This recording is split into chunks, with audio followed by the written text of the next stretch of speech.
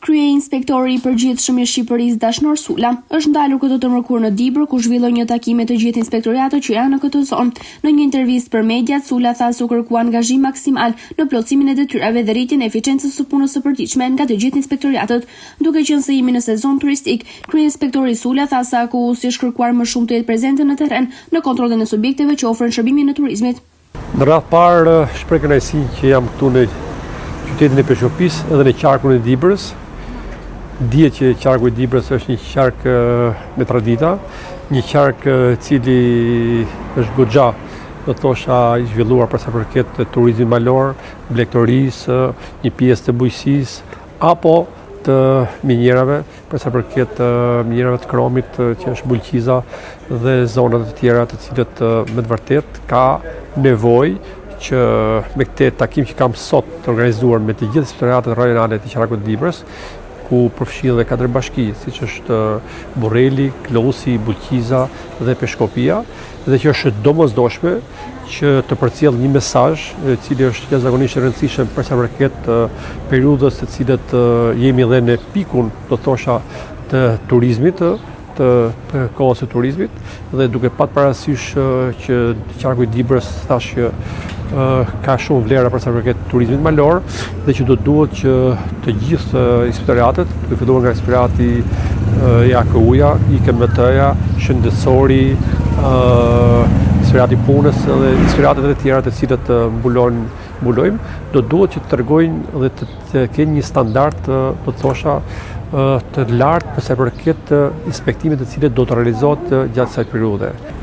Por kemi edhe një problematik tjetër për sa i përket AKU-s, edhe thash, qarku i Dibrës ka shuhet për traditën e tyre që në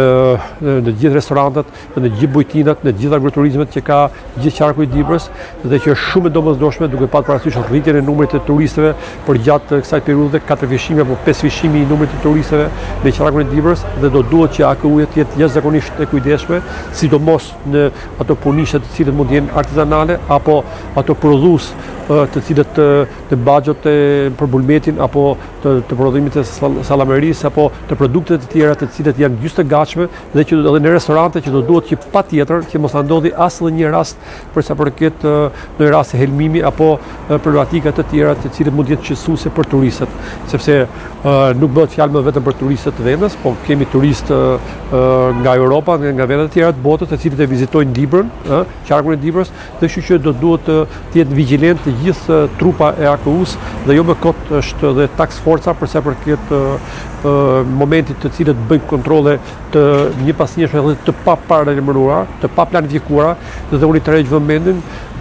trupës së task forcës që të jetë shumë kujdesshme, shumë e vëmendshme dhe menjëhershme, dhe në rastet ku konstatohen të cilët mund të jetë një rrezik i shtuar për interesin publik, do duhet që të ndërhyjnë. Thirrja ime për të gjithë inspektoratet e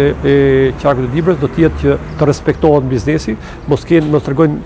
veprime arrogante ndaj biznesit, dhe sigurisht do duhet që në radhë parë për ato biznese të cilët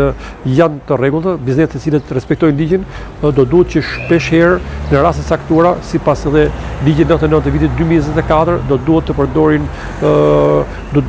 përdorin paralajmërimin, këshillimin, rekomandimet që me qëllimin e vetëm që të përmirësohen të gjithë situata e aktivitetit të këtyre subjekteve. Sa i përket personave të punësuar në subjekte të ndryshme dhe që nuk figurojnë të deklaruar, Sula tha se është detyrë administratës tatimore të bëjë verifikime e më pas të veprojë inspektoratët përkatëse. Do të jemi i qartë, kjo subjektet të regjistruar ose pa regjistruar i përket të fushës të administratës tatimore, inspektoratet sigurisht në rastet që kanë sinjalizim të cilët ato i konstatojnë një gjëra të tilla, njoftojnë dhe kemi edhe ndërveprimin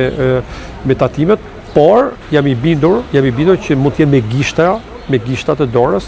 po themi sepse jemi në një moment tjetër, nuk ndërgjegja dhe qytetarëve është arritur dhe subjekteve për të futur, për të patur një aktivitet të ligjëruar, sepse përfitimi qoftë i TVSH-s apo fondeve të tjera të cilët mund të përfitojnë nga grant apo nga mënyra të tjera të financimeve të lishme, do duhet që këto subjekte të tregojnë kujdes. Ne jemi si inspektorat tregojmë shumë kujdes për sa përket aktivitetit të tyre, po themi qysh nga inspektorati i punës që ka të bëjë me numrin e të punësuarve, të cilët duhet të jenë të gjithë të siguruar, apo të shëndetësorit të cilët për higjiene për gjithçka, apo AKU-ja që ka të bëjë me produktet, me afatin e tyre, me skadencën edhe me cilësinë e këtyre produkteve, apo dhe me inspektoratet e tjera. Pra është komplekse puna e inspektorateve edhe qëllimi im sot këtu si inspektori i përgjithshëm i Republikës së Shqipërisë është pikërisht për këtë që të gjithë inspektoratet e qarkut e Dibrës të përdor termin të shkundim dhe të kërkojmë që të rrisin standardin për sa përket inspektimeve. Inspektorati i përgjithshëm ka vënë në dispozicion për të gjithë qytetarët për të rritjen e transparentës, për parandalimin e korrupsionit, dy mjete shumë të rëndësishme. Njëri është portali i cili është sigurt.gov.al, i cili ka një javë, i cili ka filluar aktivitetin e tij, që jepet mundësia çdo qytetari kur sigurohet dhe anonimati që në çdo moment kur vëren që një shkelje nga inspektori, një presion i cili bëhet nga inspektorët, apo ka subjekte të cilët qytetarët në supermarkete apo në aktivitete të tjera, subjekte të cilët tregtojnë ka produkte të skaduara apo produkte jashtëafate apo produkte në prag skadence apo problematika të tjera, do duhet të sinjalizojnë menjëherë në këtë portal sigurt.gov.al dhe ne menjëherë reagojmë. E njëjta gjë është një linjë gjelbër 0819 i cili përsëri